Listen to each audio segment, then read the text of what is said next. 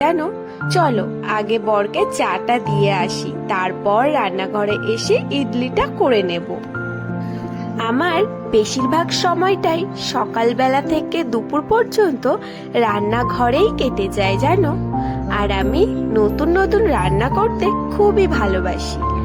তার জন্যই ভাবলাম তোমাদের সাথে আজকে এই খাবারটা শেয়ার করি।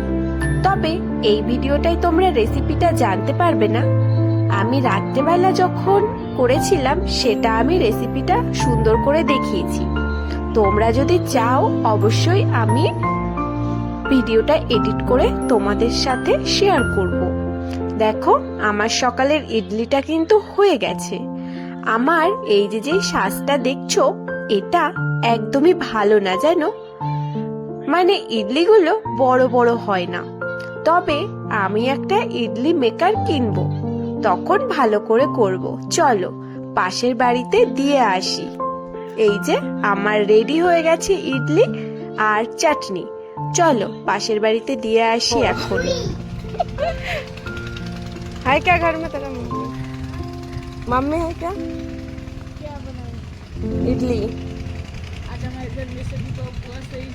उपवास है क्या? दुर्गा ममता नहीं खाते? स्कूल गए, आने के बाद खाते।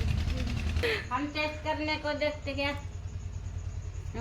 अच्छा बनाए कि? এটাকেই বলে ভালোবাসা। না খেয়েও বলছে খুব সুন্দর হয়েছে। চলো বন্ধুরা, আজ তবে আসি। দেখা হবে আবারও অন্য কোনো ভিডিওতে। ততক্ষণের জন্য তোমরা ভালো থেকো, সুস্থ থেকো।